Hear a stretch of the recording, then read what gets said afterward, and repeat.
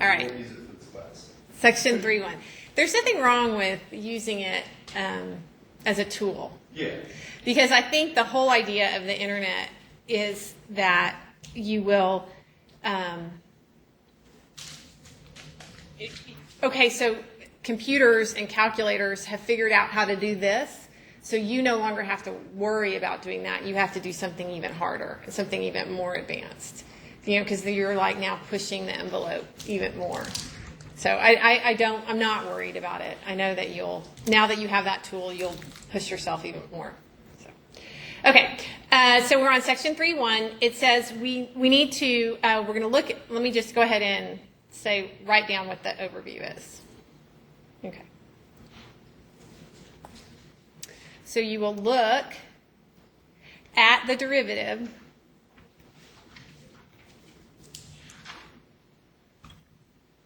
as a function. And you will learn shortcuts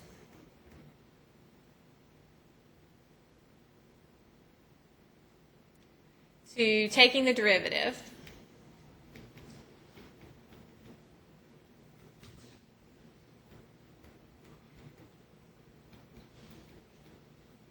and you will look at applications like velocity, acceleration, and jerk. Okay. All right, so the first question, number 2, says, what is the definition of the derivative function? All right, the derivative of the function f of x, and we're going to use some language. You're going to hear me saying this a lot, but I'm going to say with respect to. And the reason I'm saying with respect to is because you can have the derivative with respect to time, you can have the derivative with respect to x, you can have the derivative with respect to all kinds of different letters or variables in your problem. And when you get into Cal 3, you'll see that you can even you can have three-dimensional shapes. You can have the derivative, the partial derivative with respect to x, the partial derivative with respect to y, the partial derivative with respect to z. So you hear this language with respect to a lot. But right now, in Cal 1, we'll just look at it with respect to the variable x.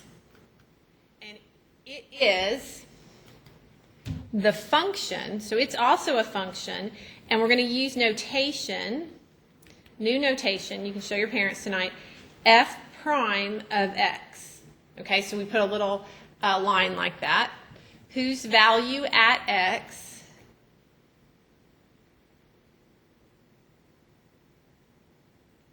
is, all right, so f prime at x, and the only way this is different from what we did in the last section is that instead of actually putting a number in for a, you're going to have an x there. So, I mean, a number in for x naught. Remember we did f of x naught plus h? Instead of doing that, you're just going to have an x in the end. So you're going to have the limit as h goes to 0 of f of x plus h minus f of x all over h. Of course, provided it exists.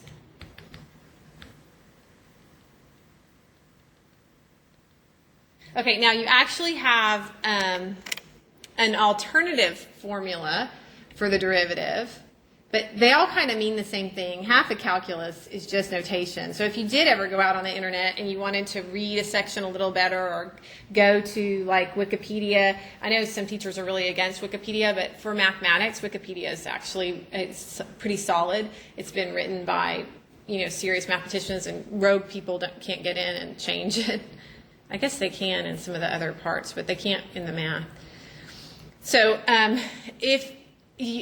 part of the trouble, though, about reading mathematics on the internet is sometimes the notation can be a little bit different. So you kind of have to put your head around it. Oh, let me try that again. So say we just have a function. If we wanted to know, if we have a point x, And then we have another coordinate z. And up here, of course, so this is the coordinate x comma f of x. And this is the coordinate z comma f of z. We could say, where this is our function f of x, we could say that instead of this distance h going to 0, the distance between the 2 points, and we would say that that would be the derivative of f of x, we can just let z approach x. Do you see that it's like a similar idea. So we can say that this is the limit as z approaches x, which is similar to this derivative, this definition with the limit as h goes to 0, where h is defined as the distance between x and z. And then you just do the slope, f of z minus f of x over z minus x. Okay, so just remember that there's this alternate form that may show up. Okay, so now we are asked to discuss the words differentiable, differentiation, and what are some different notations that are used for the derivative. Okay, so this is language today. If f prime of x exists at a particular x,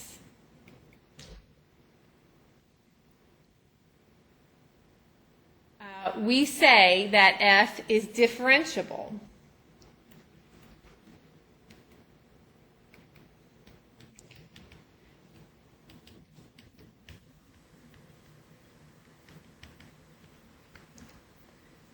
At x. If f prime exists,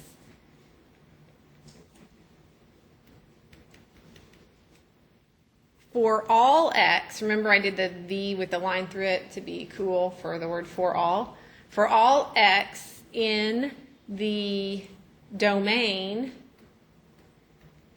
of f, if that's true, then we call f differentiable over the entire interval, what we call f.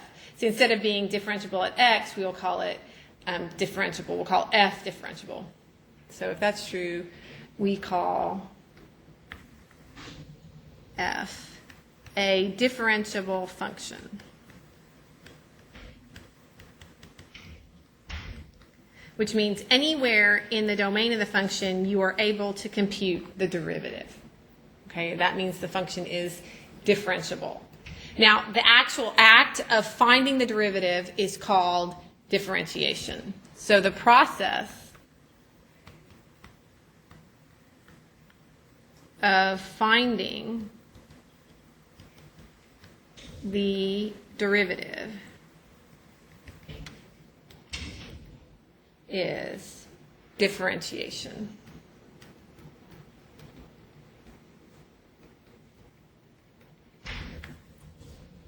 And our notation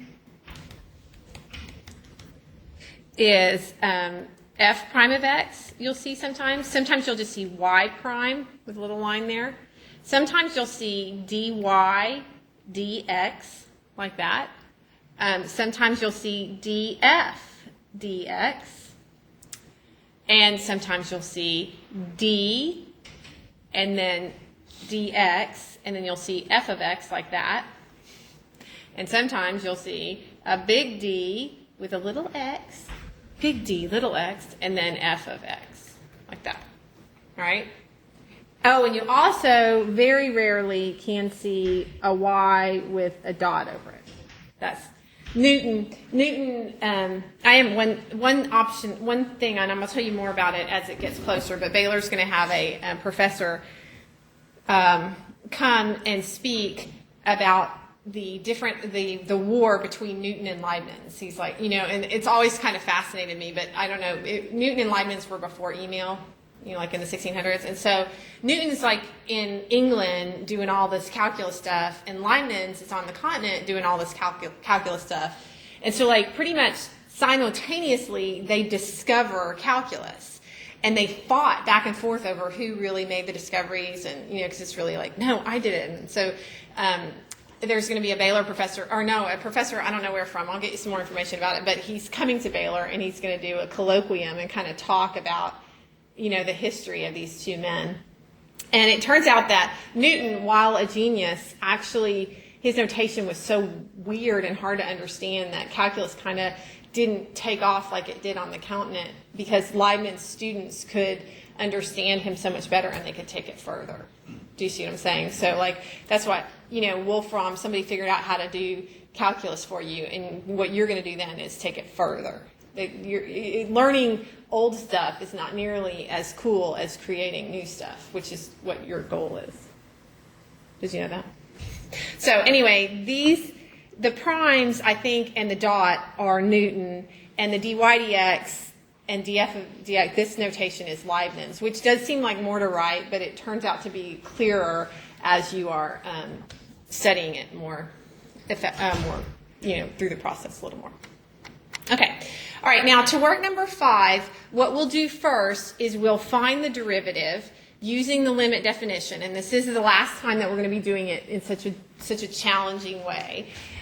This section, I want you to practice the algebra, and then I'll give you some shortcuts starting, I think, in 3.2, but maybe for sure in 3.3. So what you're going to look at then to find the derivative, f prime of x, you're going to look at the limit as h goes to 0 of f of x plus h minus f of x all over h. Now, you already have f of x, right? So you are going to take 4 minus x squared and replace f of x with it. So you will need to calculate f of x plus h. So I'll do it kind of in a different color. So if I go ahead and calculate f of x plus h, what does that mean I'm going to do? No yawning. I think I can't see you. Okay, so it's 4 minus x plus h quantity squared, right? Okay, and so then this is going to be 4 minus, can I do this in one step with you guys? X squared. We got an xh and an xh. That's 2 xh's, and I'm going to distribute this negative. Minus 2 xh minus h squared, distribute the negative. Did I skip too many steps? Are we good? We're good? All right, you can do the algebra on your own if you want later for fun. Okay, so we're going to put that right in there. Okay, so I'm going to look at the limit as h goes to 0 of 4 minus x squared minus 2xh minus h squared minus f of x. Be careful because you're subtracting the whole thing. 4 minus x squared all over h. Okay? And so I will come in here and take out what I can. The 4's cancel. The x squareds, this is minus x squared, and this is minus negative x squared, so that cancels. And so everything that I have left just has an h in it in the numerator. So this is the limit as h goes to 0 of h parenthesis negative 2x minus h over h. The h's cancel, and finally the answer is what? F prime of x will then equal the limit as h goes to 0 of negative 2x minus h, which is what? Good, negative 2x. Remember, you just plug it in, plug 0 in for h, and you get negative 2x. Okay, so the derivative of this function, 4 minus x squared, is another function, and it is, notice it's a linear function. You see how it's 1 degree lower? That's going to come into play later on. But anyway, it's x squared is the quadratic was the original, and our derivative is a linear function. So now if we want to find out what f prime of negative 3 is, all we have to do is plug negative 3 into the equation that we discovered. So that now we're answering these parts right here, those questions. So you'll do negative 2 times negative 3, which is 6. F prime at 0 is equal to negative 2 times 0, which is 0, and f prime at 2 is equal to negative 2 times 2, which is 4. Okay, question for the audience. Please be ready. Or yes, negative 4. Ready to kind of chime in. Robinson, take your mic off so you're ready to talk to me. What do these numbers mean? What are they? Slope at that point. Yeah, the slope of the tangent line at that point, or the slope at that point. Yeah, you could say the slope at that point, right? The instantaneous rate of change at that point. Which one is the most interesting? It's kind of The zero. Yeah. Oh, you're good. I'm not sure if it is the most interesting to me, because that would tell us where we have a horizontal tangent. And horizontal tangents, you will learn, is the only place where you can have a max or a min. We'll prove that. And so in this case, this tells us, and you probably already knew it from your college algebra days, but 4 minus x squared, you remember that is a parabola, right, that shifted up 4 units and reflected.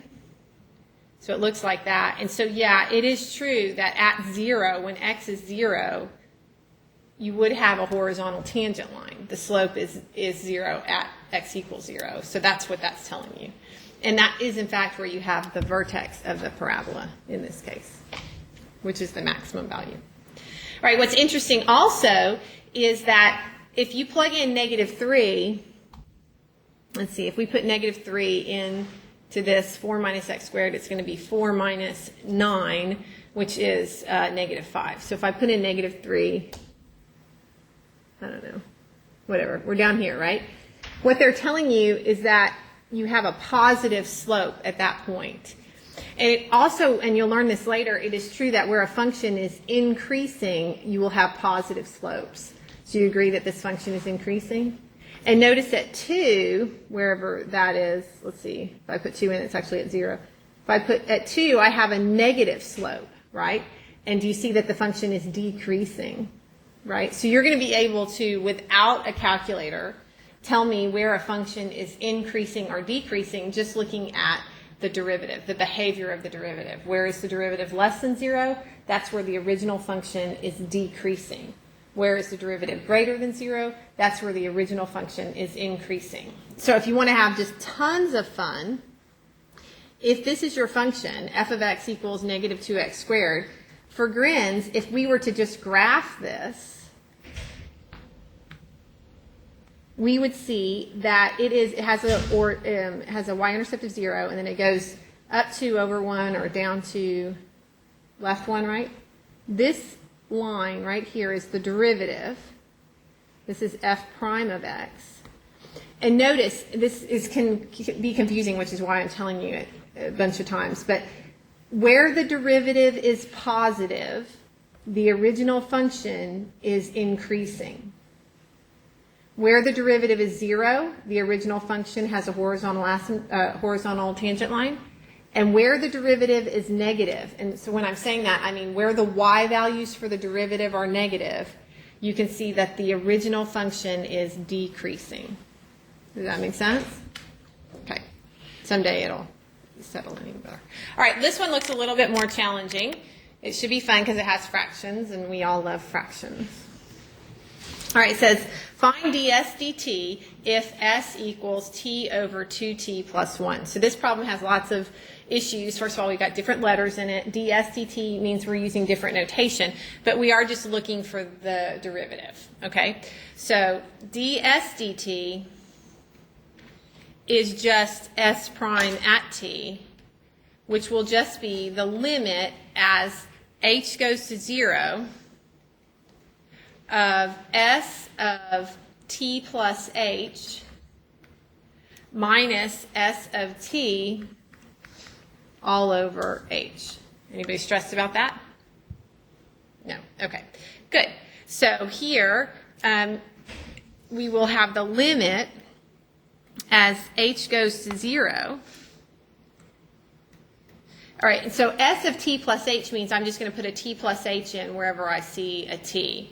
So I'm going to have t plus h over 2 times t plus h plus 1 minus s of t, which is t over 2t plus 1. And it sure does. Thank you. And then we're going to put that all over h. Okay? All right, now this is uncomfortable. all right? But your denominator is the product, and your denominator in your numerator is the product of those two denominators. Do you see them there? So 2t plus 1 has to be multiplied on top and bottom to this one, and 2 times t plus h plus 1 has to be multiplied on top and bottom to this one. So this times that is going to be your common denominator. So I'm going to multiply this one by 2 parentheses t plus h plus 1 over 2 parentheses t plus h plus 1. It's algebra, okay? This one I'm going to multiply by 2t plus 1 over 2t plus 1. So all I'm doing is multiplying by 1 in a mysterious form and in order to get a common denominator in the numerator. Okay, so then let's see what I have. This is going to be the limit as h goes to 0 of t plus h times 2t plus 1 minus t times 2 times t plus h plus 1. And that's all over this product, 2 times t plus h plus 1 times 2t plus 1. So it's the product of those two denominators. Okay, and then I can, and this is all over h. Yeah? Does that look fun? Okay, so I'm going to FOIL out the numerator and clean this up a little bit. So this is the limit as h goes to 0. T times 2t is 2t squared. T times 1 is t. H times 2t is 2th. And h times 1 is h. Minus, let me see if I can do this in one step. I'm going to distribute the negative and try and clean up. Like this is going to be 2t squared, so minus 2t squared. And then it's going to be minus 2th. Do y'all agree? And then minus t. That's all going to be over this thing down here.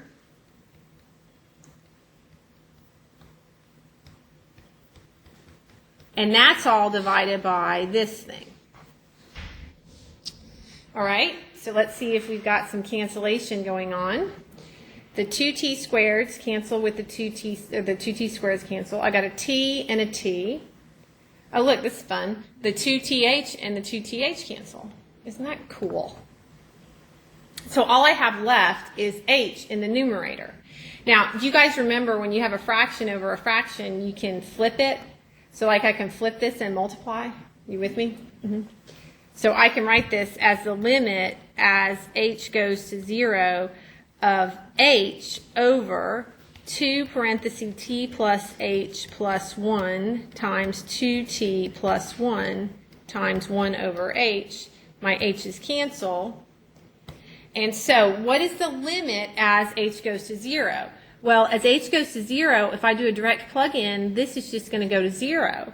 And I'm going to get 2t plus 1 times 2t plus 1, which is going to be 1 over 2t plus 1 squared.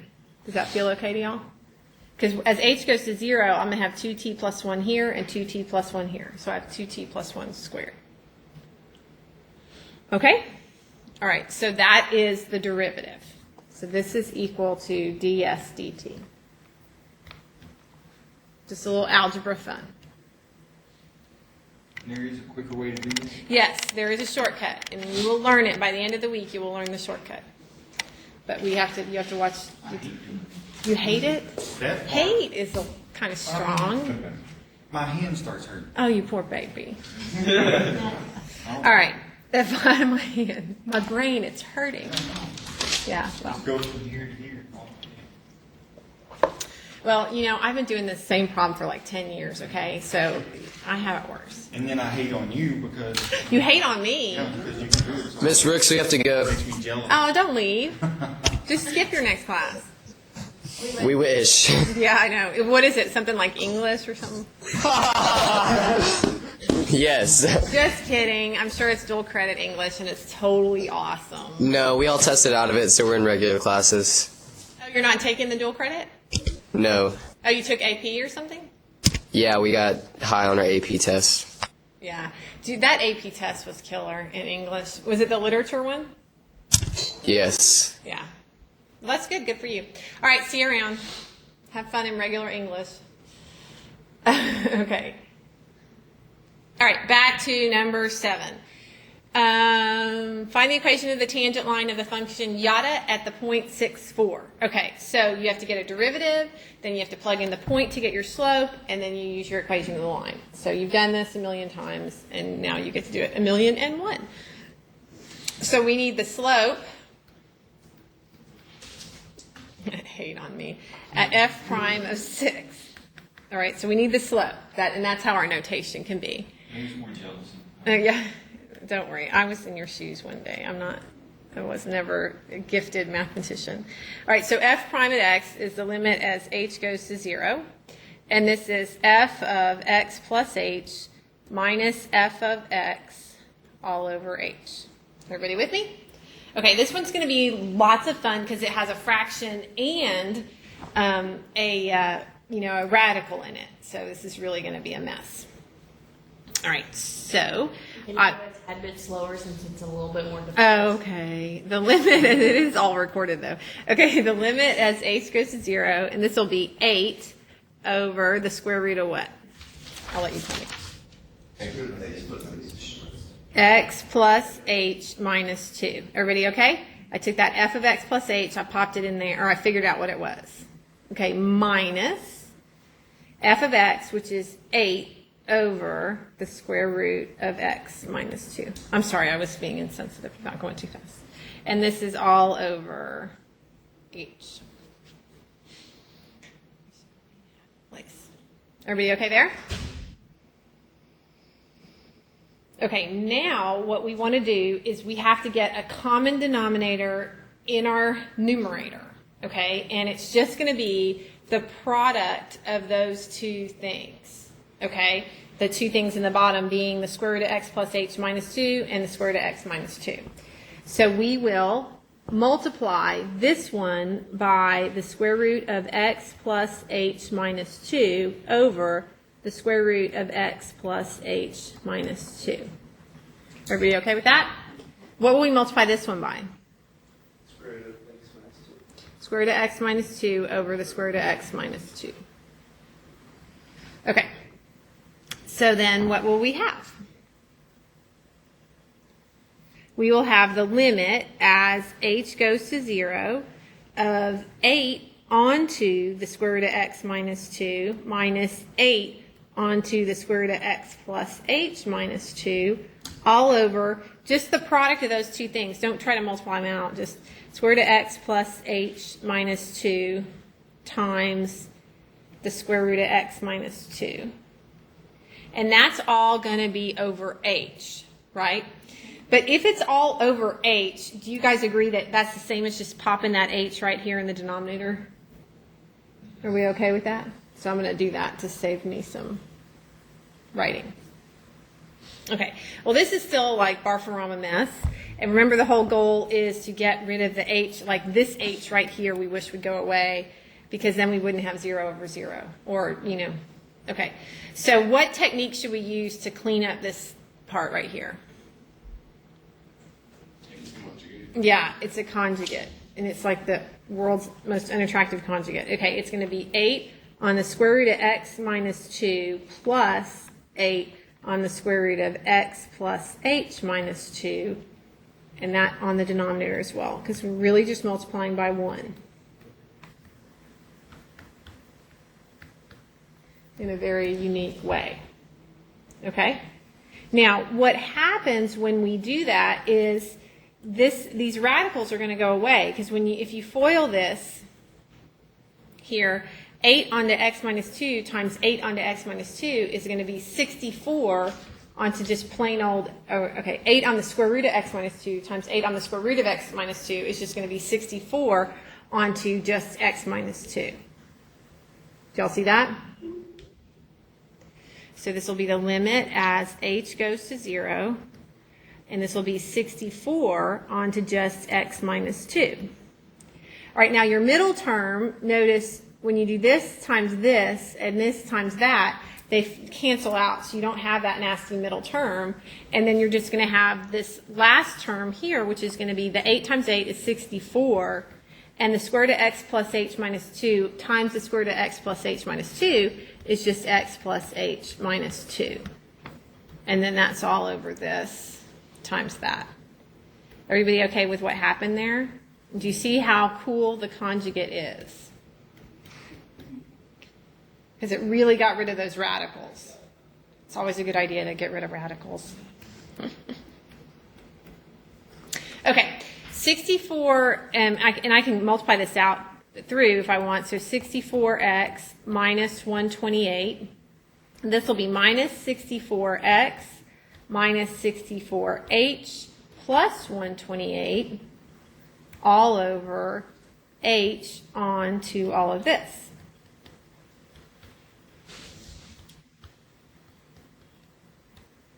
Okay? Would you just multiply to the denominator? Or Yeah, what? multiplied by the. Oh. Goodness. Thank you. Yes, I absolutely need this down here as well.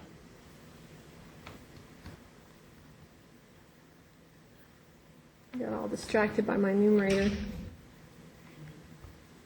All right, so I'm going to move this.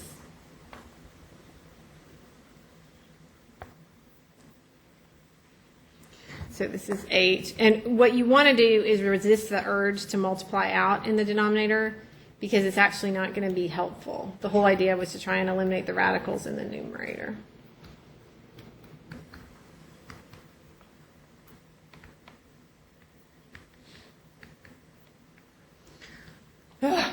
Okay, now my hand does hurt. It's because I'm complaining. Okay, well, what happens in the numerator? Some good stuff happens in the numerator, right?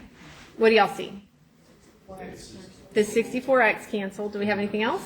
No, 128. 128. So we have negative 64h in the numerator. Do y'all agree? Okay. Let's see if, well, what does that mean? Well, this h then can cancel with this h right here. Do y'all see that? Because it's a product. I mean, yeah, because this h is multiplied by all of this. And so now we can actually take the limit as h goes to 0. Let me put 0 in. If we put a 0 in here, and we put a 0 in here, we're going to have the square root of x minus 2 times the square root of x minus 2, which is just x minus 2. And then we're going to have an 8 square root x minus 2, and then another 8 square root x minus 2, right? Y'all with me? So we're going to have x minus 2, and then how many x minus 2's do we have right here? Square root x minus 2's, right? Right. We have 8 square root x minus 2 plus 8 square root x minus 2, so that's 16 square root x minus 2. But right here, we just have x minus 2, because when we do square root of x minus 2 times the square root of x minus 2, we just get x minus 2. Okay, so this cleans up to be negative 64 over x minus 2, that's from this product, and then times 8 plus 8 makes 16 square roots of x minus 2. All right, and now we can actually clean the 16 and the 64. 16 goes into 64 4 times. And if you want to be cool, you can write x minus 2 times the square root of x minus 2 as x minus 2 to what power? Yeah, this is a whole, and this is to the 1/2 power. So when the base is the same, you add the exponent. So this is to the 3/2 power. Everybody okay? Yeah. Okay. Why are we doing this? Oh, yeah, because we want to find the derivative, the slope of the equation of the tangent line at the point 6, 4. Okay, can you tell me why it's 3/2 again? Yes. This is x minus 2 to the 1 power. You can think of this as x minus 2 to the 1/2 power. And when you have the base are the same, the base is x minus 2, you can just add your exponents. So 1 plus 1/2 is 3/2. Okay? All right. Now, you need the slope at the point 6, 4. And so f prime at 6 is just going to be, you plug 6 into that equation that you found. This is your derivative right here. So this is f prime at x. So now we're just going to plug 6 in there. We get negative 4 over 6 minus 2 to the 3/2 power. So this is negative 4 over 4 to the 3/2. Now, the 3/2 means the square root of 4, and then you cube it. The square root of 4 is 2, cubed is 8. So this is f prime at 6 then is equal to negative 4 over 8, or negative 1/2. All right? And that is my slope. So the equation in the tangent line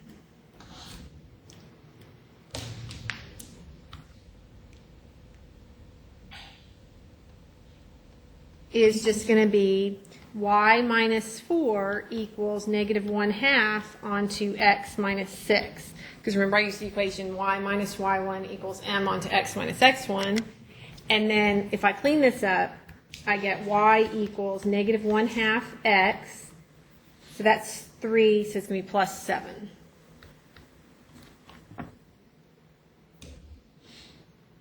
Okay? All right.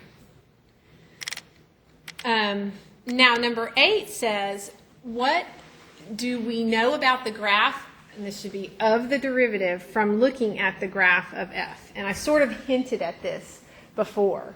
But if you look at the graph of f, you'll be able to tell where the graph of the derivative is negative, because that will be where the graph of the original function is decreasing, because the slopes will be negative there. You'll also be able to tell where the graph of the derivative crosses the x-axis, because that's where the original function will have horizontal tangent lines, maxes and mins. And also, when you look at the graph of the original function, if you see that it is increasing, you know that the graph of the derivative will be positive there. The y values will be positive there. Okay. The first thing is we can see where f prime of x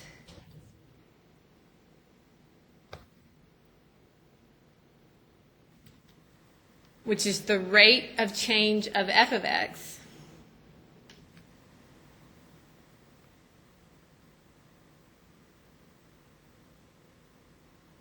remember that the derivative is the rate of change. We can see where that function is positive, negative, or 0.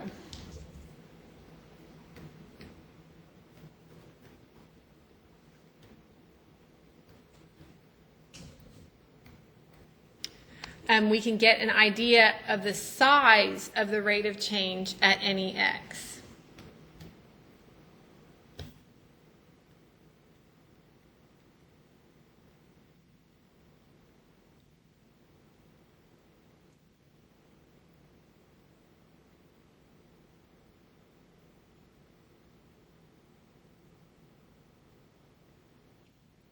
So if the graph is very steep, then we would expect the derivative to be very large there, you know, like maybe 5 or 7 or 12. It's just an idea of the size because you don't know exactly. But okay. So again, I'm just going to try and emphasize to you that you can go either way with this. You can have the derivative and then be able to describe the original function, or you can have the original function and be able to describe the derivative. And this is really important in applications, especially like in position and velocity and these types of applications where you might be able to see the rate of change of a planet, you know, throughout the space over a certain amount of time, and you like to be able to describe that path so that you could then make predictions about, you know, when, I don't know, maybe it's an asteroid, when it's going to hit the Earth or something like that, right? So you need an equation to describe it. Well, you know its rate of change, so you know its derivative. You'd like to be able to get back to the original function or get a sense of what the original function is doing. So you have this understanding between the two functions that can be very helpful. So if the derivative, f prime of x, is negative, So if you get y values that are negative for the derivative on an x interval, then you know that f of x, the original function,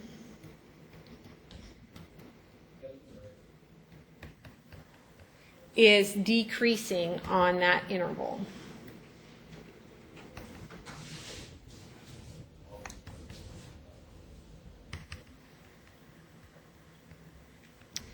If f prime of x is positive, so when you put x values in, you get positive y values on an x interval, then you know that the original function, which is called f of x, is increasing on that interval.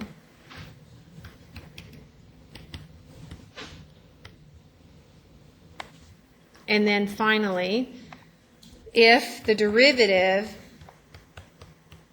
is equal to 0, then f of x may have a max or min at x. Now notice I said may, because it could actually be true that it just flattens there. The classic function that has a derivative of 0 at 0 but does not have a max there is the cubic function, f of x equals x to the third power. You know that that function looks like, I don't know if you know what it looks like, but it looks like this, kind of flattens up like that. And its derivative is actually 0 right here, but do you see it doesn't have a max or min? It just flattens. Okay, so it can be true. And it can still tell you, if you were trying to sketch the original function, it still tells you about the original function. You know that when you're sketching it, you got to try and flatten it out there, but it's not necessarily a max or min. We will prove, or we will see that if the only way a function can have a max or min is for the derivative to be equal to 0. But it's not, if the derivative is equal to 0, it doesn't necessarily mean that it has a max or min. So it doesn't go both ways. Okay. All right. So let's look at, these are fun, these problems. It says, for the following graphs of functions, match the possible derivative.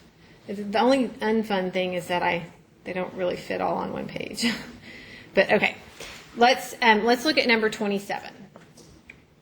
I stole these from your textbook. This is the original function. And what would you say the original function is doing right here? Your choices are increasing or decreasing. It is decreasing. So we know that we want our derivative to be, at least we know it needs to be negative, which means it needs to be in this third quadrant. Or it could be in this quadrant also. Now, what is the derivative doing right here? What do you think? What do you think the original function, well, the original function has a min there, which means the derivative has to be 0 there, right? So we know that at this point, that's the only point we know, but we know that that is a point on the derivative because it's equal to 0 there. Okay, and then do y'all notice that the function is increasing? Okay, and so it must be true that the derivative is what when the function is increasing? Positive, right. So it has to be negative and then positive. Does that make sense? And so if you come down here, you can find a derivative that is negative and then positive. So that's choice B. All right, now let's try this function. What can you tell me about this function? What is it doing all the time? It's always increasing. Do y'all agree with that? We also know that it's flat right here, right? So it must be true that the derivative is equal to 0 there. But we have to have a function that is always positive, right? So whatever we draw has to always be positive because the function is always increasing, which means our derivative is always positive, except for at the moment that it's 0. So the best function probably to draw would be a parabola, right? Do you see how the y values are always positive on that parabola? Which means that the original function will always be increasing. Y'all with me? So that is choice A. Okay, let's look at this one. Can you guys tell me, looking at this graph on number 29, where the graph is going to, the graph of the derivative will cross the x-axis? 0. For sure at 0, yes, because we have a horizontal there. Can you tell me any other places where the graph of the derivative will cross? Anywhere we have a min or a max, right? So the derivative is going to cross right there. The derivative is going to cross right there. The derivative is going to cross right there, and it'll probably cross there again, too. All right, now, now all you can do is we're going to try and connect the dots. All you can do, though, is the derivative has to be either in the bottom, or, in the bottom 2 quadrants or in the top 2 quadrants, based on what the original function is. All right, now we know that the original function is doing what between this max and min? Your choices are decreasing or increasing. It's decreasing. Do y'all agree? So if it's decreasing, what do you know about the derivative? It has to be negative. So we don't really know what it looks like, but we know it has to be down here. Y'all with me? Okay, now here, between this min and this max, what is my original function doing? It's increasing. So what does the derivative have to be? Has to be positive. So it has to be. So it makes sense. Maybe I could bend it down like that. Does that make sense? Okay, I don't know for sure. I don't know how high it goes or how, anything else than that. All right, now here, between this max and this min, the original function is decreasing, which means the derivative is going to have to be negative. I don't know how far down to go or anything like that, but I do know that I can go like that. That will have a derivative that's negative. And then again, I'll have positives. It bends right there, and so probably like that. Does that make sense? Just an idea. Okay, and so then that's going to be choice D. All right, and then finally on 30, again, we know that the derivative is going to be 0 there, there, and there. Do y'all agree? Okay, now, the derivative is decreasing from here to here, so what does it need to be doing? It needs to be negative, so I can just kind of be negative. Negative meaning negative y values. Now, the original function is increasing. My derivative is going to have to be positive there, right? Then my original function starts to decrease, so I'm going to have negatives, and then it increases, so I'm going to have positives. So something like that. C, looks good. All right, if you're having a really good day, you may recognize that a quadratic has a derivative that's a linear. A cubic has a derivative that's a quadratic. This is a 4th degree polynomial, if you remember from college algebra. We looked at that a little bit, and that's a 3rd degree polynomial because it has 2 humps, right? This is what, anybody? It's a cosine line. It's a cosine, and what do you think this might be? Sine line. That's a sine curve, yeah. But that's okay if you don't know that. Okay, a function has a derivative at a point if and only if it has a left and a right-hand derivatives are there, and these one-sided derivatives are equal. So you can have some trouble at some funky graphs. When you have problems in your domain or real sharp corners on your graphs, or those little cusp things, the little bird things, then your derivative or your limit, you have trouble with your limit, which makes your derivative not exist. Okay, and so let's look at the absolute value of x. It's kind of a classic function that doesn't have a derivative at 0. If you think about y equals the absolute value of x, we can write that as a piecewise defined function. When you have an x that's greater than 0, like 5 or 12 or 13, the absolute value is just the original number, right? So you just get x whenever x is greater than or equal to 0, right?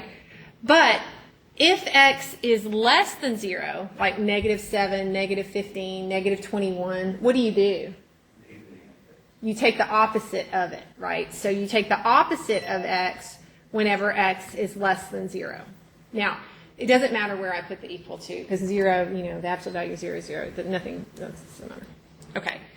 Now, and you can also think of the graph of this function. You might remember it's that v, right? So if we look at the limit as x approaches 0 from the left of f prime of x, all right, what do you get? Well, if you want to come in from the left, that would be this function. And if you want to think of the derivative of this function, what would you say? What would you say? Anyone have a? -1. Yeah, it's actually, it is, as you come in from the left, you're looking, remember the derivative is the slope, right? And it turns out this is just a linear function, a piecewise linear function. So you have a slope of 1 here and you have a slope of -1 here. So I'm really just asking you for the slope of the function for x is less than 0. Well, if you're having a good day, you can tell me that that slope is -1, right? Yes? Now, what about the limit as x approaches 0 of the derivative from the right? When you come in from the right, what's the slope? 1. Okay? So do you see how that when you come in from the left, you come in from the right, you don't get the same value? Okay, so since the slopes are not the same from the left and the right, the derivative does not exist at 0. So since the limits do not equal from the left and right,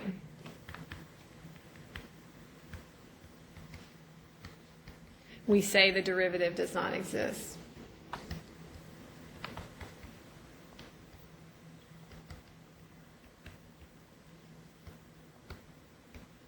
Only at x equals 0. Everywhere else you can find a derivative. It's just right at that instant where it's changing in that little corner you have trouble. On number 12, you have problems as well because of if you think about the function of square root of x,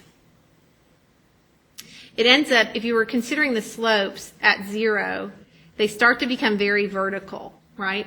You end up getting vertical tangents. So the derivative with respect to x of the square root of x, if you think of it as the limit as h goes to 0 of f of x plus h minus f of x all over h, and you want to think about it when x equals 0, this is going to be the limit as h goes to 0 of f of 0 plus h minus f of 0 all over h, which is going to be, if you plug f of 0 plus h in, you're just going to get the square root of h minus, when you plug 0 in, you get 0 all over h. This is the limit as h goes to 0. And then this is the limit as h goes to 0 of the square root of h over h, which is what? 0 over 0. Right. And then how does this clean up? Square root of h over h. H to the 1/2 power all over h to the 1. And you subtract the exponents. So it's, yeah, negative 1/2 power or 1 over the square root of h. You with me? All right, and as you approach 0 from the left or the right, what happens to this limit? All right, let's just come in from the right because the function is only defined from the right. Okay, think of numbers that are close to 0.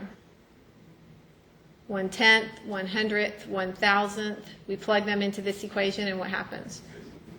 Yeah, this is going to go to infinity. So this limit does not exist there. So therefore, the square root of x is not differentiable at x equals 0. I think I'm losing some of y'all. Too much. Too long a weekend. You can always watch it again, I guess, later. Okay. So there are, we have a few more to do. I have about 10 minutes, so I'm just going to keep going. I can tell that you're getting tired. Sorry. Okay. When does a function not have a derivative at a point? Okay. So we just looked at two places. We looked here where it has a corner. We looked here where it has a vertical asymptote, and the other place is also called a cusp. There, and so I'll look at those graphs. So the first is a corner. where the one-sided limits differ.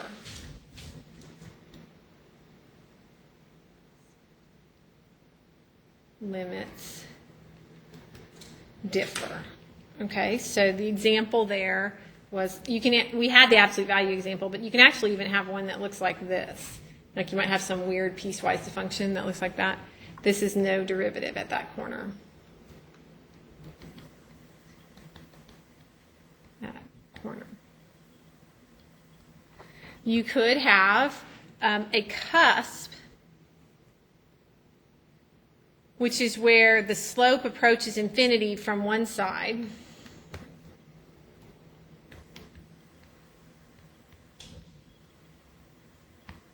From one side.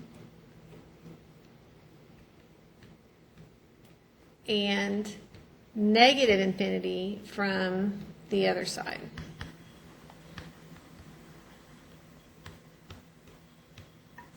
So, like this. See how they're growing? Remember the slopes are just, as you get into this point, see how they're getting steeper and steeper? But then here, they're getting steeper and steeper in a more negative sense. So it's negative infinity on that side and positive infinity on that side. Y'all feeling them getting vertical? Okay. And then finally, if you have just a vertical tangent,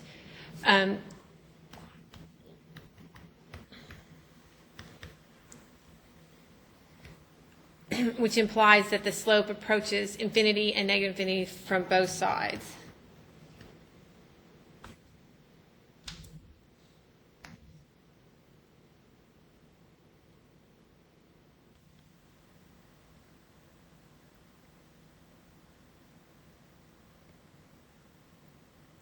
Or is only defined from one side.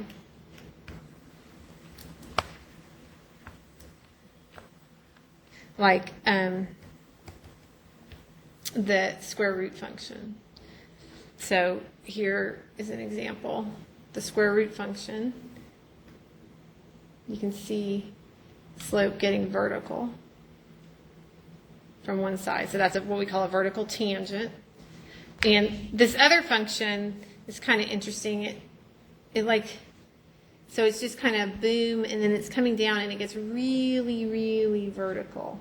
Just really, really straight up and down right there. So that comes in from either side. It's positive infinity. So, okay.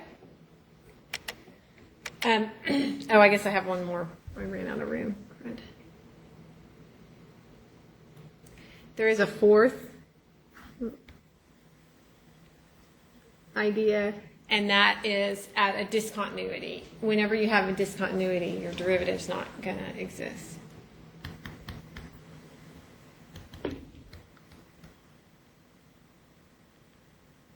So like if you have a jump in the graph, like if you have the graph here open and then like that, you're not going to have a derivative at wherever that point occurs, or if your function's not defined at that point. All right? The beauty of this is that if you know the function is differentiable, then you know it's continuous. But it doesn't go the other way. If you know it's continuous, it's not necessarily differentiable, because you can think of the absolute value function, right? It's continuous. You can draw it without ever having to pick up your pencil, but at the corner there at x equals 0, it was not differentiable. So the relationship between continuity and differentiability is if it's differentiable, differentiability implies continuity. It just doesn't go all the other way. So if you were making and this would be in a more advanced mathematics class, but if you were making an argument about the continuity of a particular function, if you could show that it was differentiable over that interval, then you would be able to say that it is continuous. Okay.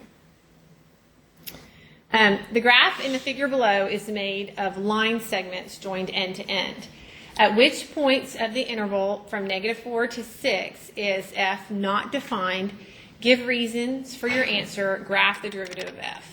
Okay, I think this is just a really fun problem because it really shows, and this you could never put on Ask Wolfram, right? That's one reason I think it's cool. You would never be able to type this into a computer to try it. You'd have to be able to understand what it means to be a derivative, but it's really not that hard. Okay? Now, does anybody want to give me some ideas of where the derivative will not be defined? Each one. 0, 1, 4.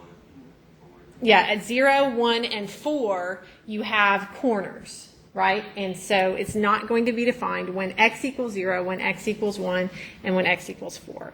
So the derivative is not defined at x equals 0, 1, and 4, because those are corners, right? Okay. Now, who can actually tell me the derivative on the interval from -4 to 0?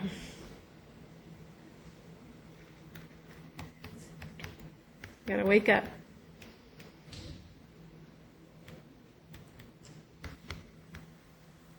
And I'll put an open parenthesis. The derivative, so f prime is equal to what? 1/2 x plus 2. Perfect. Well, and actually it's just, the derivative is just the slope, so I don't need the line. So what is it? 1/2. It is just 1/2, okay? So he recognized that the derivative is the slope. And it was really fortunate that this particular problem that I asked you only has linear functions, right? So I'm going to be able to tell you exactly what the derivative is by just telling you what the slope is, right? So I would up 2 over 4, so he said the slope is 1/2. Does that make sense? So once you know that, you probably can tell me, what about on the interval from 0 to 1?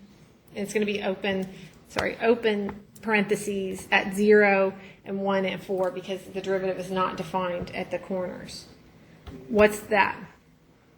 Yeah, it's 1, 2, 3, 4, -4.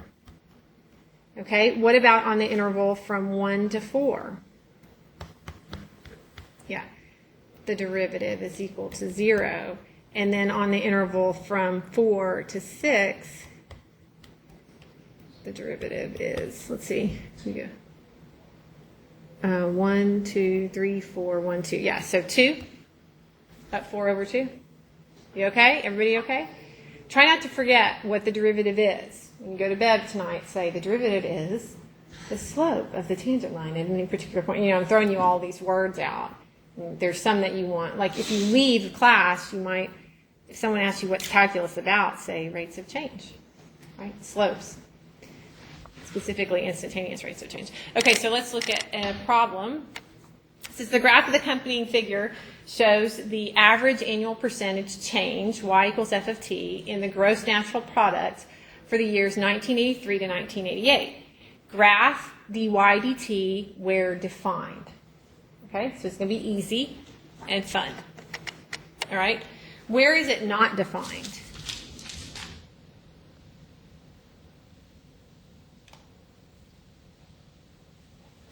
You do it. Tell me where it's not defined.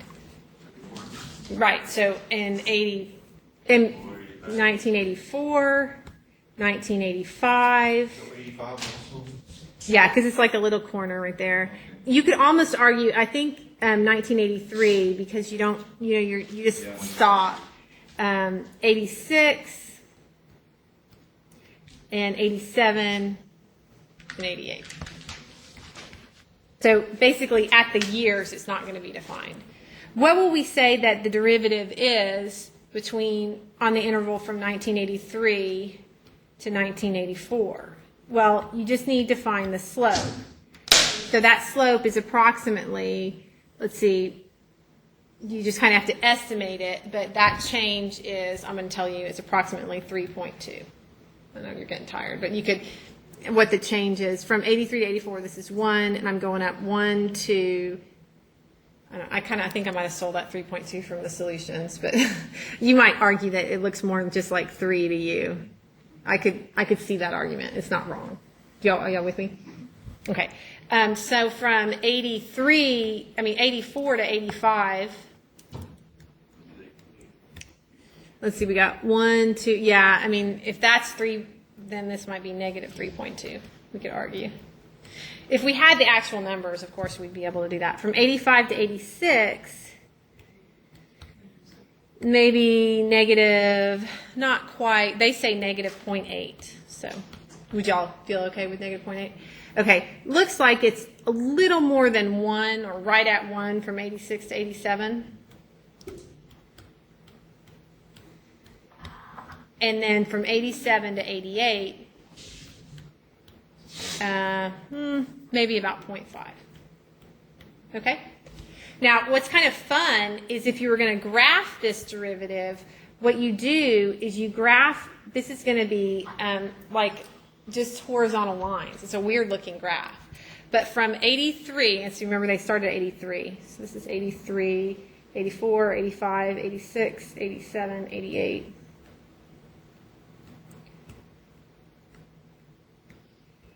From 83 to 84, they just have 3.2. So you just have a little horizontal line like that from 83 to 80. Let me change colors.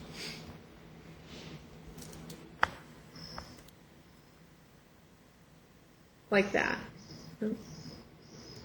And then from 84 to 85, it's negative 3.2. So it's like this. And then from 85 to 86 is negative 0.8, so it's like this. 86 to 87 is 1. And then 87 to 88 is 0.5. So it's not too bad, huh? It's kind of fun. We can only do it because we're linear, so we could tell you what the slopes were. You know, we had a piecewise function that was linear, our original. Okay, you made it through. Good job.